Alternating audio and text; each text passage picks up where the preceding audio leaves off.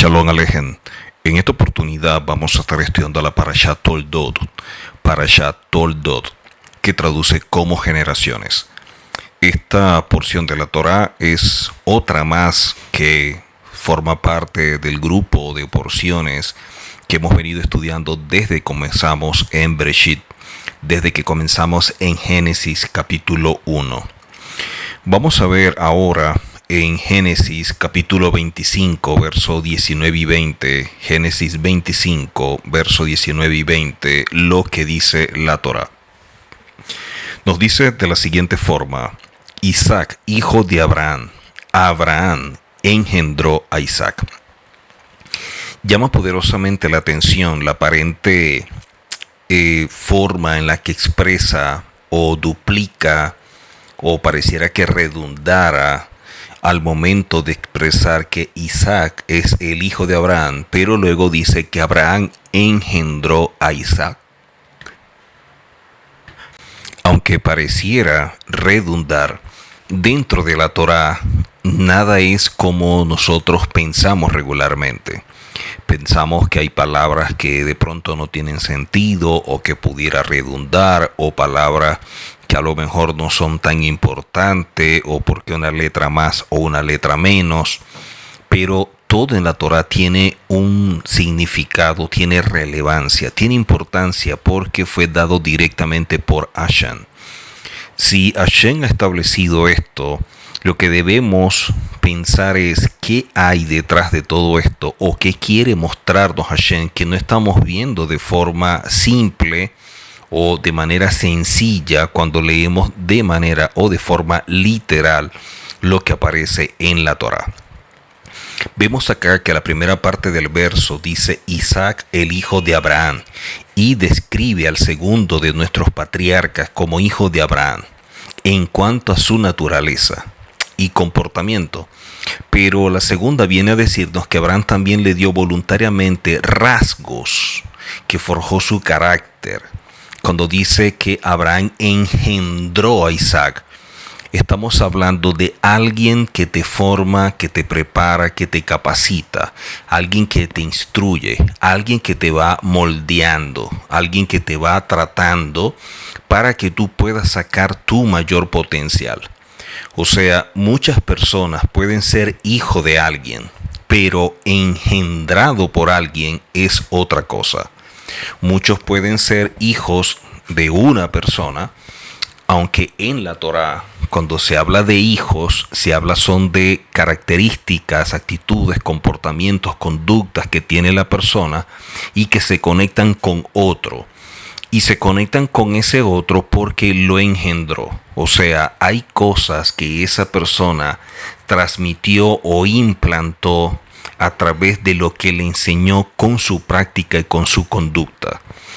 La enseñanza más importante, la enseñanza más fuerte que vemos nosotros en la Torá es la que transmitimos con nuestras acciones, es la que transmitimos con nuestros hechos.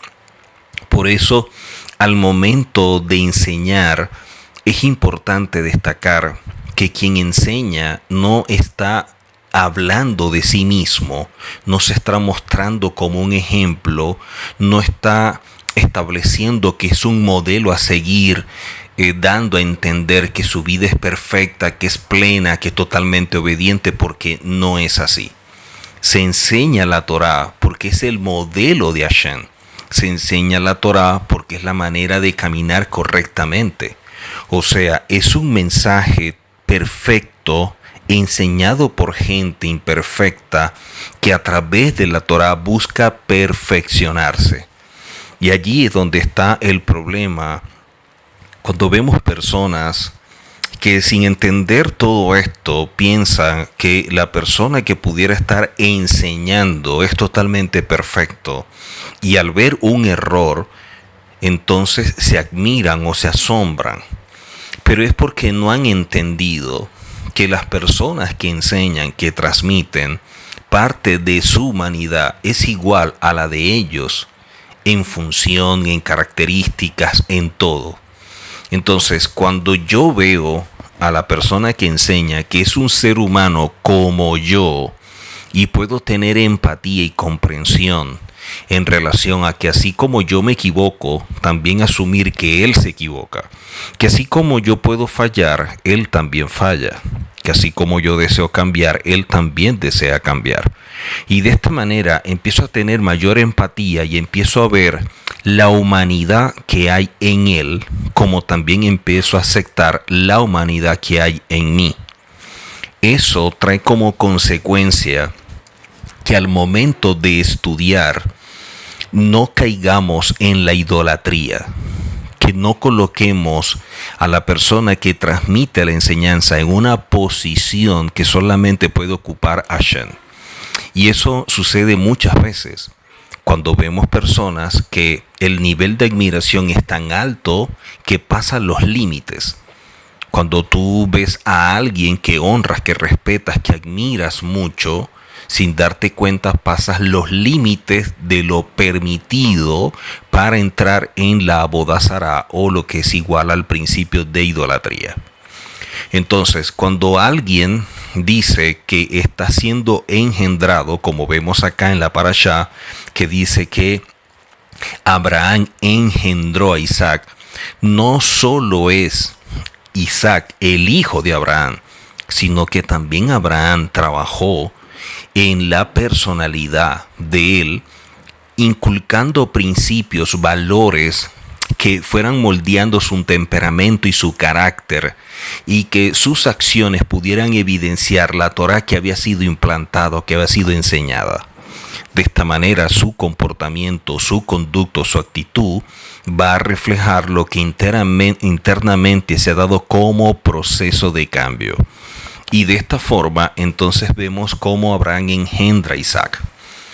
Muchas personas son engendradas por otros.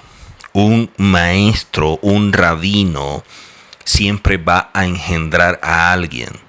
Pero para engendrar necesita que la otra persona esté consciente que necesita tener una formación, una capacitación que va más allá de lo intelectual.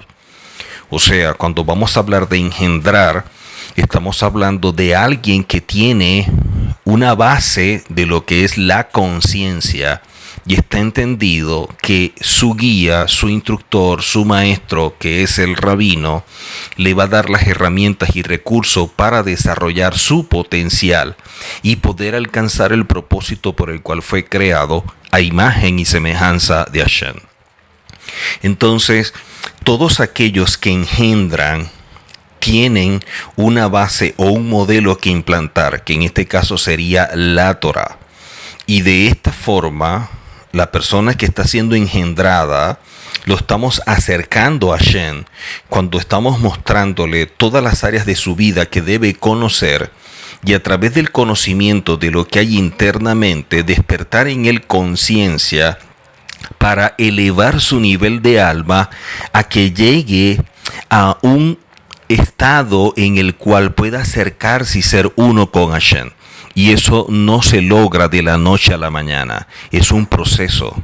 Así que en esta porción vemos nosotros que Abraham no solamente tuvo a Isaac, sino que el objetivo de tener a su hijo es poder transmitir, poder transferir, poder implantar todo lo que Hashem había revelado en su vida, y que a través de la Torá pudiera moldear todo su ser y de esta forma alcanzar su mayor potencial, inclusive poder ir más allá de lo que Abraham pudo haber llegado.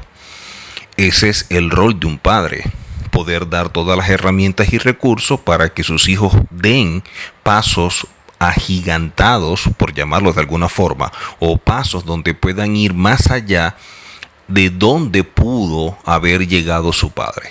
Si su papá llegó a un nivel, el hijo pudiera superarlo teniendo toda esta formación que el padre le imparte.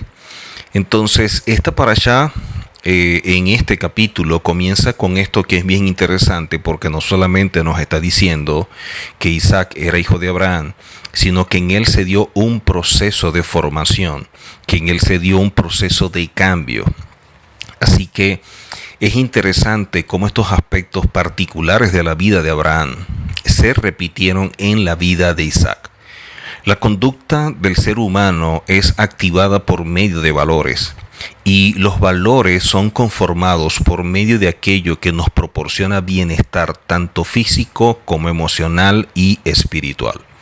La clave está en el hecho de estar claros en qué es lo que proporciona ese bienestar. Porque hay muchas cosas que proporcionan cierto tipo de bienestar, pero es temporal o efímero, o sea, no es real. La Torá nos ofrece principios reales para lograr pleno bienestar duradero. El asunto radica en que lo creamos y sobre todo que lo vivamos. Entonces es importante tomar en cuenta todo esto, porque cuando vemos a la persona que desea dedicar toda su vida al servicio a Hashem y estudia la Torá de día y de noche, aleja lo que conocemos como kelipot. Lo kelipot viene a ser como la cáscara, como todo aquello que recubre a la persona y que se va formando, y que estos se pueden ir reforzando en la medida que va avanzando el tiempo, cuando la persona no tiene conciencia y no se depura de los mismos. Entonces esto va creando una gran impureza espiritual conocida como tumá. Entonces la impureza es lo que te aleja a ti de tu esencia. Cuando nosotros nacemos con una esencia, nacemos creados a imagen y semejanza del Eterno. Pero cuando vamos creciendo, cuando vamos avanzando, la cultura, el entorno, la sociedad, el hogar, todo en lo cual nos vemos envueltos, nos van suministrando mucha información y a la vez también mucha formación. Y de ello la persona va estableciendo un juicio de valores. La persona va creciendo, estableciendo sus parámetros y una estructura mental que pudieran alejarlo de esa esencia original, que puede alejarlo de su propósito y de todo aquello por lo cual Hashem lo creó. Todo eso es una gran impureza y se le llama tumá. Por eso, cuando alguien o cuando una persona empieza a tener conciencia y a conocerse y empieza a ver sus cualidades y todo lo que se ha venido deteriorando o deformando en la medida que pasa el tiempo, y empieza a reparar, a rectificar su vida, lo que está haciendo es quitar la impureza y se está acercando más a su esencia.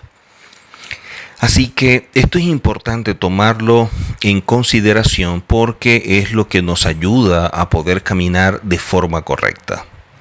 Entonces, cuando vemos acá que dice, y esta es la descendencia de Isaac, ahora vemos en Bereshit 25:19, y esta es la descendencia de Isaac, hijo de Abraham. Abraham engendró a Isaac. Debemos prestar mucha atención al hecho de que la Torá no menciona cuál es la descendencia de Isaac. Empieza diciendo, y esta es la descendencia de Isaac, hijo de Abraham. Pero luego dice, Abraham engendró a Isaac. Entonces, no menciona cuál fue la descendencia de Abraham. ¿Por qué? Aparentemente debería haber dicho, esta es la descendencia de Isaac, Jacob y Esaú, o Jacob y Esaú. Aún más, la Torá tendría que enumerar y nombrar a los hijos de Jacob para explicar todo lo que era la descendencia. Pero es necesario entender que si bien es cierto que Jacob y Esaú eran los hijos de Isaac, no es a esto a lo que la Torá llama descendencia, como está escrito en el Midrash Rabbah de Bereshit 36. Entonces, cuando hablan de la descendencia, ¿a qué se refiere? Cuando una persona empieza a ser formada, a ser forjada, va dentro de su ser produciéndose grandes cambios, y es como un despertar del cielo. Y todo esto en procura de poder ser alguien que refleje la imagen de Hashem a través de su semejanza, emulando sus cualidades o sus midot. Ahora, ¿Cuáles son las midot o cuáles son las cualidades del tzadik? Vemos nosotros que a través de la Torá y los buenos actos, en pocas palabras, la puesta en práctica de la Torá es la que va a mostrar la esencia de esta persona. Esto significa que la descendencia del tzadik no es vista como suya, sino solamente cuando continúan su camino de santidad. Cuando el hijo continúa el camino de la Torá, entonces verdaderamente considerado como una continuidad de su padre o como descendiente de su padre. Pero sabemos que Esaú no siguió el camino de la Torá ni siguió los pasos de su padre. Por eso al momento de hablar, estos son los descendientes de Isaac, la Torá no los nombra. Por lo tanto, no es considerado descendiente de Isaac. Incluso a pesar de que en un principio Esaf estudió Torah junto con Jacob y de que crecieron juntos en la casa de Isaac, aún así después cada uno siguió por su camino totalmente diferente. O como dice Rashi sobre el verso, y los jóvenes crecieron, Bereshit 25:27. O sea, cada uno siguió su camino. Uno creció y se recluyó en las casas de estudio. El otro creció y entró a los lugares de idolatría. Por eso, cuando vemos nosotros lo que dice la Tanaj a través del profeta Isaías en el capítulo 51, cuando dice, mirar la piedra de donde fuimos cortados y al hueco de la cantera de donde fuimos arrancado a Abraham nuestro padre. Mirar la piedra de donde fuimos cortados.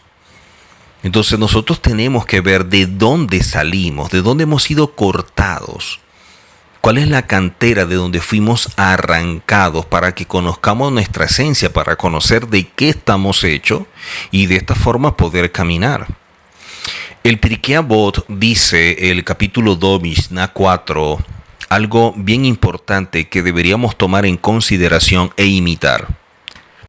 Vemos en el Pirkei Avot que dice de la siguiente forma: haz su voluntad como si fuera la tuya, para que Él haga tu voluntad como si fuera la suya. O sea, cuando nosotros hacemos la voluntad de Hashem como si fuera la nuestra, Él también va a hacer de la nuestra como si fuera suya. ¿Por qué nos dice esto el Pirkei Avot?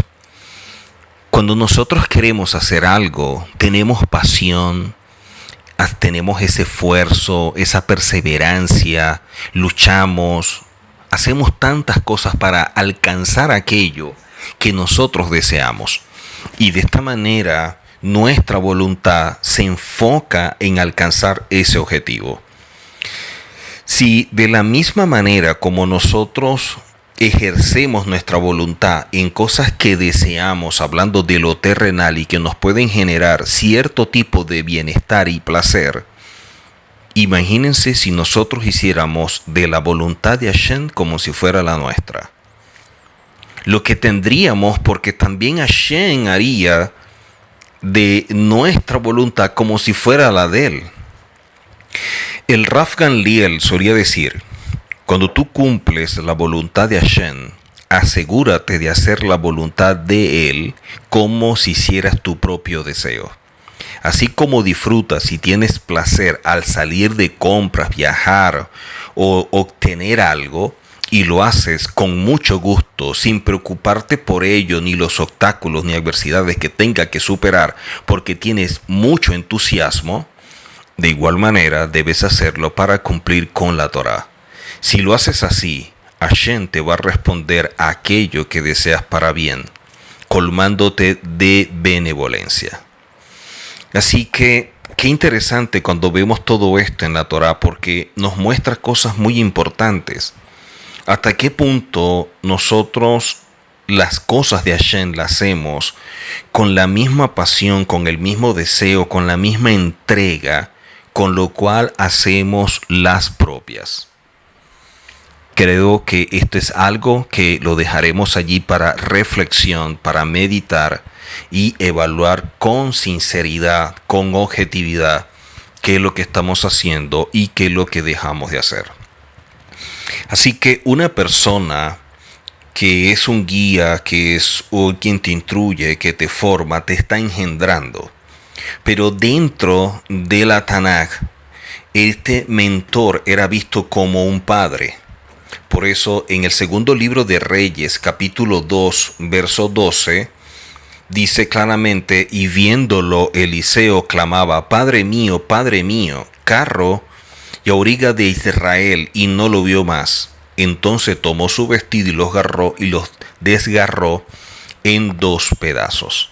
Miren cómo lo llama, Padre mío, porque aquel que te forma es visto como un padre, porque es el que te engendra. Entonces, volviendo a lo que es la descendencia, a pesar de que la Torá no escribió aquí los nombres de los hijos de Isaac, estos están aludidos en el verso a través de las palabras, y esta es la descendencia de Isaac. Porque en hebreo el valor numérico de las últimas letras de estas palabras es 500. Si a esto le agregamos las 100 bendiciones que instituyó el rey David, llegamos a un total de 600. 600 que es equivalente a la suma de la palabra kesher, que traduce como conexión, y de la palabra sheker, que traduce como mentira. De esta manera la Torah está aludiendo a que Jacob eligió seguir conectado, y de ahí la palabra kesher, a la forma de comportarse su padre, y de esta manera estar conectado con Hashem a través de la obediencia de la Torah. Sin embargo, Esaf, por su lado, eligió el camino de la mentira, y de allí la palabra sheker, viviendo inmerso en las vanidades de este mundo, que son pura mentira, que es algo subjetivo, pasajero, porque no pueden mantenerse por mucho tiempo. Por eso la Torá no escribió la descendencia de Isaac, sino que solamente hizo una alusión a ella para no avergonzar a Isaac, mencionando que tuvo hijos y uno se alejó del camino de la Torá. Por eso muestra como el camino que cada quien siguió. Uno, Kesher, conectado con Hashem, y el otro, Sheker, conectado con la mentira. Y de esta manera cada quien siguió su camino. Pero nosotros vemos en la Torah que Jacob es llamado Tam, que traduce como íntegro, término cuyo valor numérico es de 440. Si a esto le agregamos la letra Aleph, es decir, la palabra íntegro en su valor completo, obtenemos la palabra Emet, que traduce como verdad. En pocas palabras nos están diciendo que Jacob es un hombre de verdad, y la verdad la encontró en la Torah cuando la puso por obra. Jacob conectó este mundo con el mundo venidero, convirtiéndolos en su verdad. Entonces, qué importante cuando empezamos a estudiar y vamos viendo lo que hay entre líneas, lo que hay más allá de lo literal, y que nos está mostrando un mensaje bien interesante. Por el contrario, cuando vemos a Esaú, dice que se convirtió en un hombre conocedor de la caza, un hombre de campo. En este mundo hay como 2 sistemas. Uno es el sistema de la verdad y el otro es el sistema de la mentira. Uno, el que captamos de forma fácil, rápida, a través de los sentidos, como es el mundo de la mentira, pero el mundo de la verdad está como escondido. Cada persona decide en cuál caminar, pero como el sistema o el mundo de la verdad no se ve a simple vista, es el que menos se transita. Regularmente se transita el de la mentira porque es la realidad donde todos vivimos y en la cual la gente tiene una mayor conexión y tienen más apegos. Porque la gente, al ser creada de la tierra, la fuerza que empuja a la persona hacia la tierra, que son los deseos, las pasiones, todo lo terrenal, todo lo carnal, tiene mayor fuerza. Por eso, quien camina o quien desea caminar en la verdad y transitar una vida espiritual debe esforzarse mucho para poder despegarse, desconectarse del sistema terrenal, porque es algo que por fuerza natural lo atrae. De allí que la conquista más grande que pueda tener una persona es superar esta barrera. Así que cada quien decide por cuál camino transitar. El camino de los malvados es como la oscuridad. No saben con quién tropieza. Eso aparece en los proverbios. Pero vemos que acerca de Jacob está escrito: pero la senda de los justos es como la luz del alba, que ilumina cada vez más hasta llegar al pleno día, que también aparece en Proverbios. Rabbi Moshe Luzzatto escribió en su libro Mesilat Yesharim, en el capítulo 2, que existen dos clases de ciegos. Nos habla de un ciego de nacimiento carente de vista y un ciego ante la verdad carente de conciencia. Hay gente carente de la vista, del sentido de la vista. Pero hay ciegos ante la verdad, porque no la ven y no la quieren ver. Son personas que no tienen conciencia. ¿Y qué sucede con alguien que no tiene conciencia? Que no ve porque no tiene ni siquiera sentido común. Entonces, con este tipo de personas es imposible poder llegar a acuerdos, poder tratar, porque la ceguera y la falta de conciencia no existe, no la ve. Su mundo de mentiras, su mundo de oscuridad es donde está conectado, es donde está viviendo. Y eso impide que pueda caminar y ver lo que otros pudieran ver, inclusive por sentido común. La ceguera ante la verdad desvía a la persona del camino correcto, y la ceguera es tan fuerte que cree que está transitando de manera apropiada. Porque incluso cuando la verdad es obvia, y clara, la persona se parece a un ciego que camina en la oscuridad y tropieza con toda clase de circunstancias. O sea, hay muchos que pudieran ver a alguien de esta manera y decir: pero ¿cómo es posible que no vea esto? ¿Cómo es posible que no se dé cuenta de esto? Porque lamentablemente es un ciego ante la verdad, porque no tiene conciencia. Y vemos nosotros en la Torá, cuando dice: y esta es la descendencia de Isaac, está aludida a la descendencia que siguió el camino de la santidad. Porque el valor numérico de las iniciales de estas palabras es equivalente a 410, que es igual al valor de la palabra Kadosh, que es lo santo, lo sagrado, implicando con esto que tuvo una descendencia sagrada, que es Jacob, y de esta forma queda incluida en el verso también la descendencia de Jacob. Vemos que Jacob eligió seguir el camino de su padre Isaac, aprendiendo de la Torá, creciendo en santidad, acercándose a Hashem, trabajando su mundo interior, conociéndose a sí mismo para saber sus limitaciones y poder rectificar. En cambio, Esaú, que no quería crecer en santidad, que no le agradaba la Torá, que no rectificaba y que se alejó del camino de su padre, prefirió la idolatría, lo terrenal, los apegos al mundo.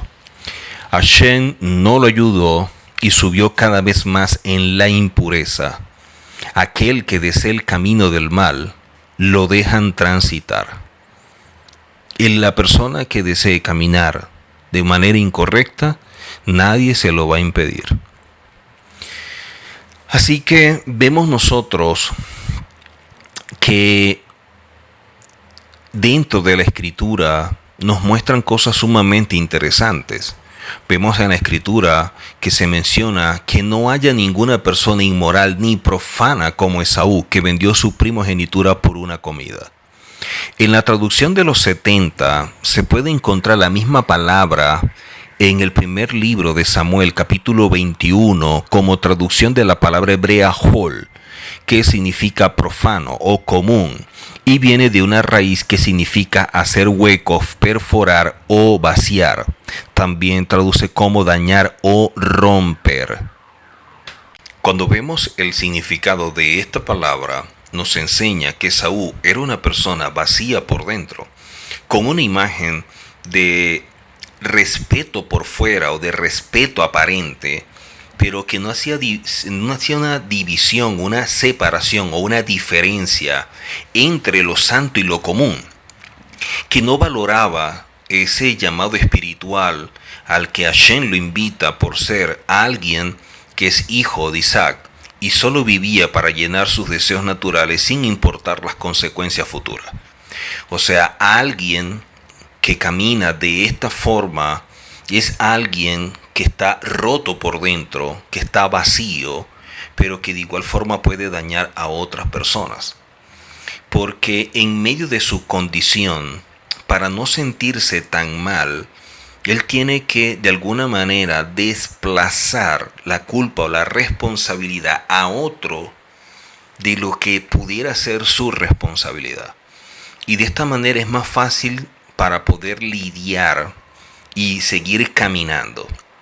Una persona rota por dentro, una persona vacía o perforada, dañada, como vemos nosotros, que es la expresión hol, es alguien carente de principios y valores, pero que tiene un conocimiento que utiliza para hacer sentir mal a otra persona.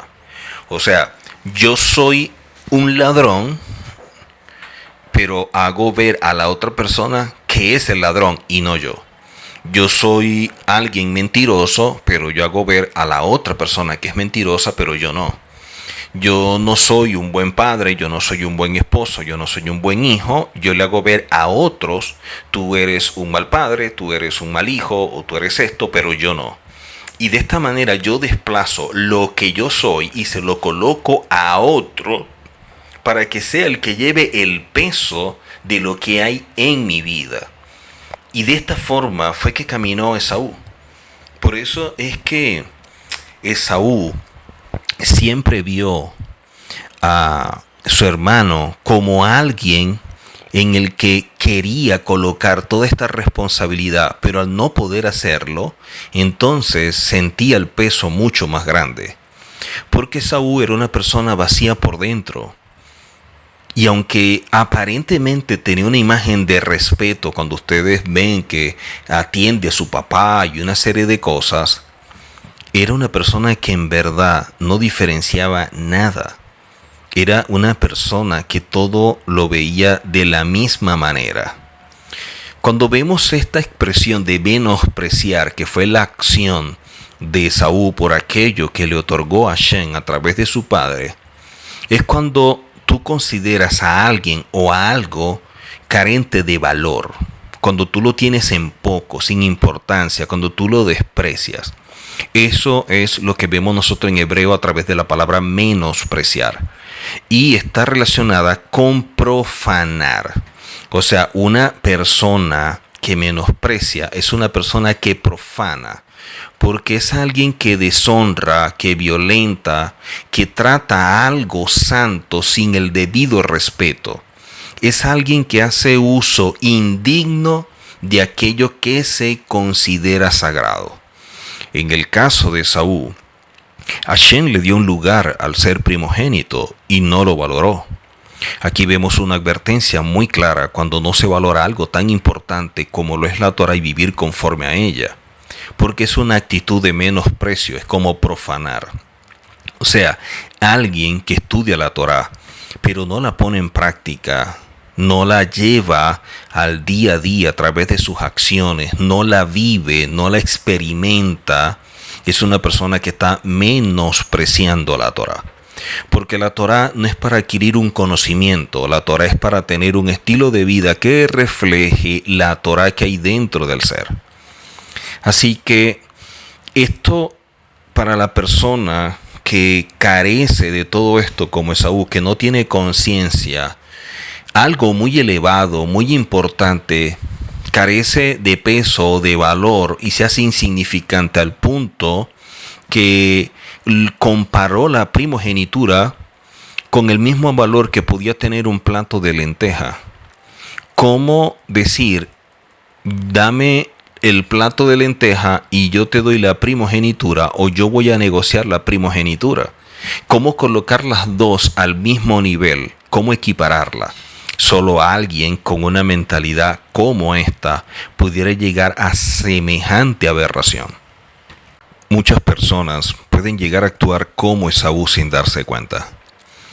Esta palabra profano o profanar, que es hol, que es deshonrar, violentar, quebrantar, es lo que hace una persona cuando pisotea los principios, que tiene un conocimiento pero no camina conforme al conocimiento que tiene. Es alguien que violenta, que profana, que quebranta, que ignora el fundamento porque a pesar de conocerlo no lo aplica.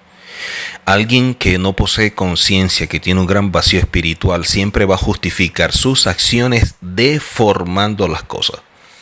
Sus prioridades son para satisfacer sus deseos, los cuales son guiados por el Yetzer Hará.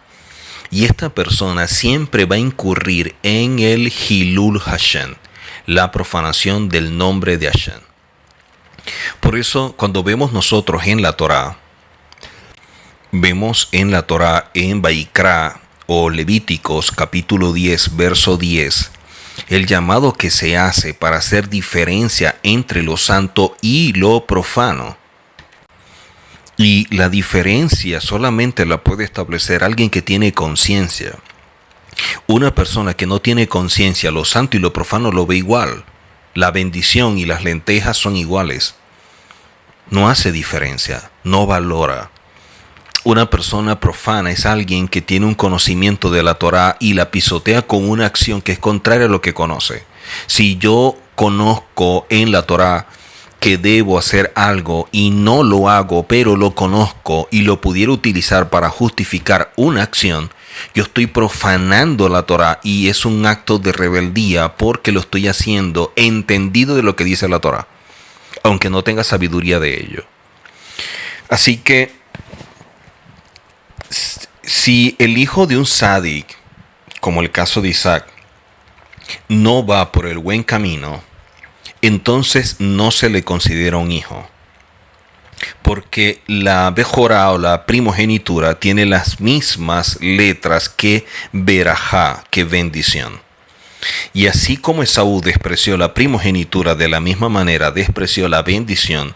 Y por eso vemos que cuando se habla de descendencia, no se menciona el nombre de Esaú, pero sí las características. En Malaquías capítulo 1, versos 2 y 3 dice: Yo os he amado, dice Hashem, pero vosotros decís, ¿en qué nos has amado? ¿No era Esaú hermano de Jacob?, declara Hashem. Sin embargo, yo amé a Jacob y aborrecí a Esaú. E hice de sus montes desolación y di su heredad a los chacales del desierto. Vemos acá cómo Hashem destaca a Isaac al punto que dice, a Jacob al punto que dice que lo ama, pero las acciones de Esaú dice que aborrece a Esaú. Sabemos que las acciones del hombre son las que hacen que el hombre se acerque o se aleje de Hashem. Y esto fue lo que sucedió. Una persona que violenta los principios, una persona que profana el nombre de Hashem, se aleja de Hashem. Porque las kelipot, estas cáscaras, estos velos se van reforzando y se van como multiplicando. Así que el carácter y la actitud de Esaú eran aborrecibles delante de Hashem. Es obvio que su padre Isaac no era consciente de la maldad que había en su hijo y que se escondía detrás de una fachada respetuosa. O sea, hay personas que actúan así. Y eso es lo lamentable. El relato en la Tanakh nos dice que desde el vientre de Rivka, sus dos niños luchaban. Desde antes de nacer ya existía una pugna por la supremacía, lo que se reflejaría posteriormente en la vida de estos dos niños, como el caso de Jacob y de Esaú. Qué interesante, porque cuando vemos todo esto, empezamos a entender muchas cosas. Y es que Esaú es la esencia de donde surge Edom, y que espiritualmente prefigura el sistema romano. O sea, nunca tuvo algo en común con su hermano.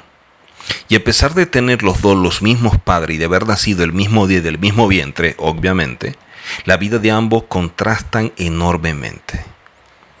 ¿Cómo ver a Edom, que es una prefigura del sistema romano basado en la esencia de Esaú?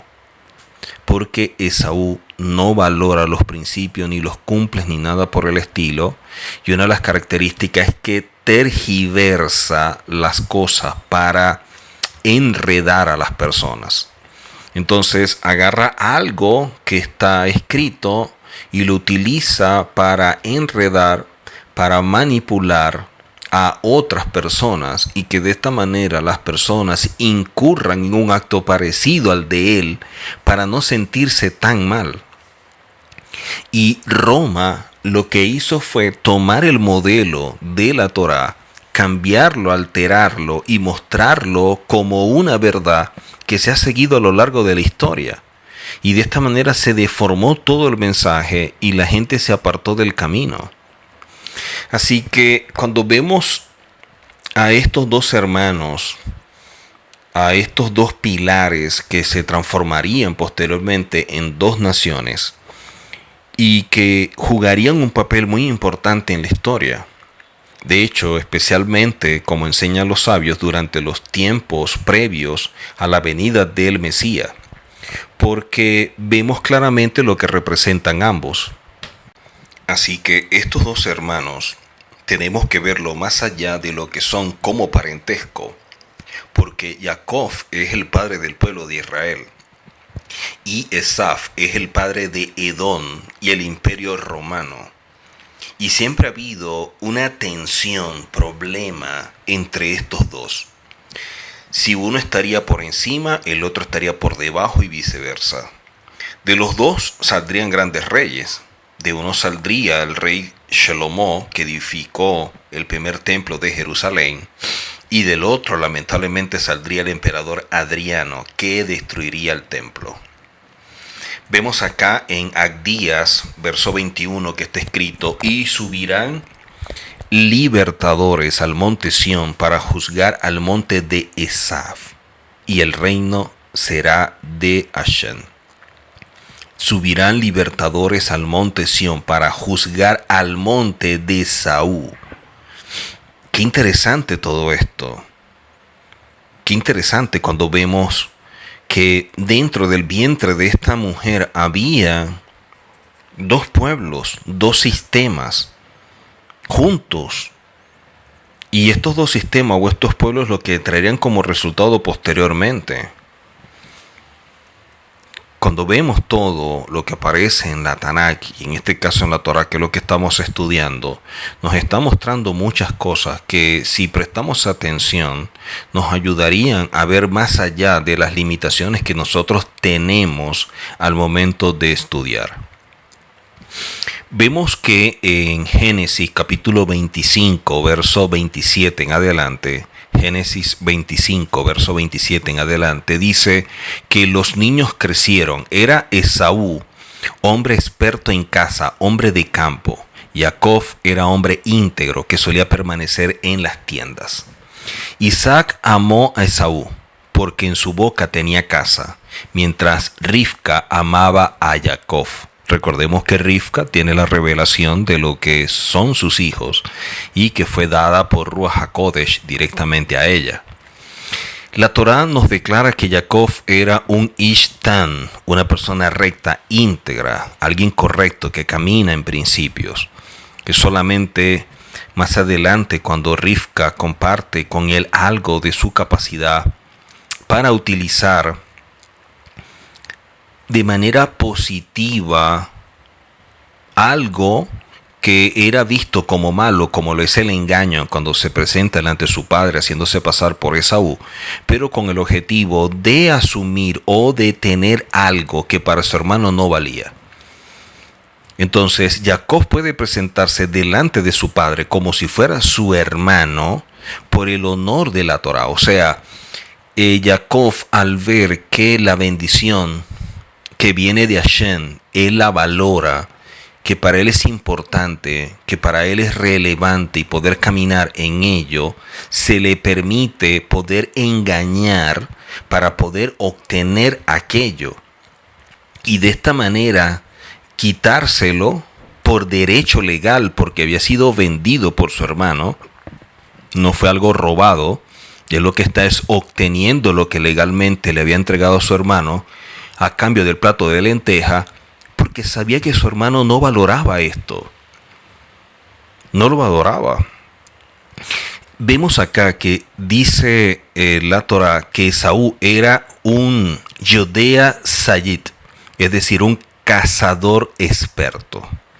Rashi, sin embargo, cita un Midrash en Breshit Rabbah 63 que amplía este significado y agrega que Esaú, cuando hablan de un cazador experto, era alguien que podía atrapar a otras personas con sus palabras. Es decir, él era un experto engañando. Jacob es descrito además como un Yoshev o Alin, un habitante en tiendas. Aunque desde la perspectiva del Midrash es asociada estas tiendas con el estudio de la Torah. Muchos comentaristas mantienen que el significado simple, hablando del nivel Peshat de esta frase, se refiere a las tiendas de los pastores. Es decir, Jacob era pastor. Esaf, por otra parte, además de ser un experto engañador, se le denomina un Ish Sadeh, o sea, un hombre de campo, un granjero.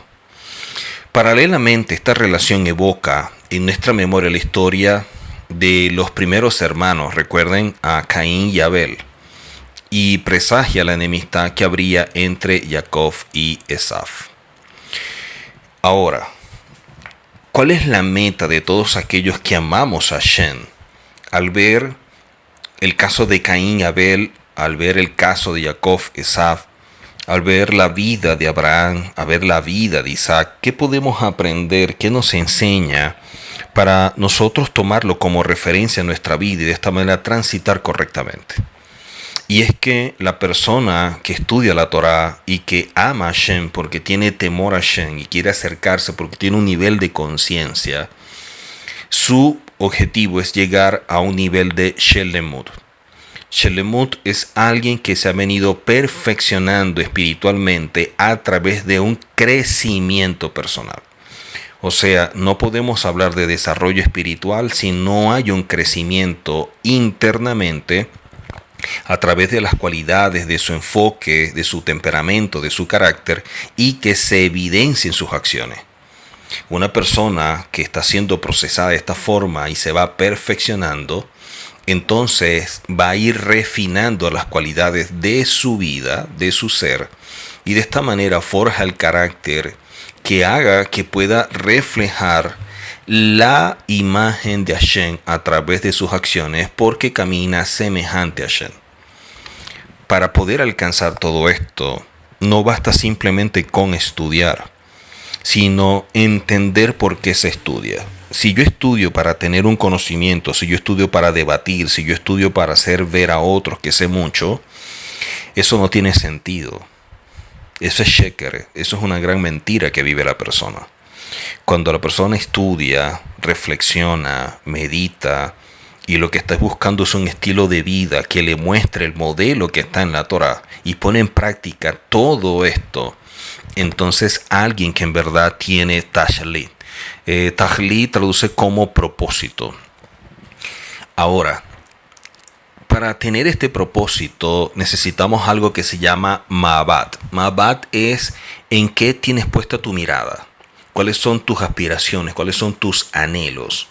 Y evaluando quién está dentro de ti guiando tu vida, si el Neshama, tu hombre interior, o si tu Yetzer Hara, entonces tú podrás alcanzar lo que conocemos como Megamá o los objetivos. De allí que el hombre debe revisar muy bien en quién tiene puesta la mirada, porque de allí surgen objetivos y todo el esfuerzo, el tiempo, sus recursos lo va a invertir en él mismo y de allí veremos cómo está basando los pasos de su vida. Dice el rabino Moshe Luzzatto que el ser humano no fue creado para la situación que ocupa en este mundo, sino para la que debe tener en el mundo venidero. solo que su situación en este mundo constituye un medio para la que debe tener en el mundo venidero, que es su objetivo final. Y es importante tomar esto en cuenta. Cuando yo estoy entendido que este mundo simplemente es como una especie de universidad donde me estoy preparando, donde me estoy formando, donde me estoy capacitando para ejercer una profesión que sería en el mundo venidero, entonces este mundo yo lo vería como parte de una transición. Yo lo vería como algo importante porque me va a dar las herramientas para ir al verdadero mundo. Entonces yo no tendría esos apegos porque estoy consciente de que estoy de pasada. Quiere decir que alguien que ama este mundo, que ama lo terrenal, que busca el bienestar, es una persona que no tiene conciencia y que su ceguera es tal que piensa que la vida es este mundo. Y no ha entendido. Es como una persona que estudia para ser abogado, médico, ingeniero y va a la universidad. Él no está pensando en quedarse en la universidad. Él está viendo a la universidad como el medio que le proporciona las herramientas para poder graduarse o tener un título, y obteniendo un título entonces va a empezar su verdadera vida, que es ejercer una carrera, una profesión que era la finalidad por lo cual pasó por la universidad. Pero la universidad no es un fin en sí mismo, la universidad es un medio. Este mundo es un medio, no es un fin en sí mismo. Y por eso el que ama esta vida, el que ama este mundo, el que se apega a este mundo, no tiene conciencia y no será parte del mundo venidero. Por eso es que hay personas que Egipto lo asumieron como su verdad y se apegaron a todo lo que representaba Egipto.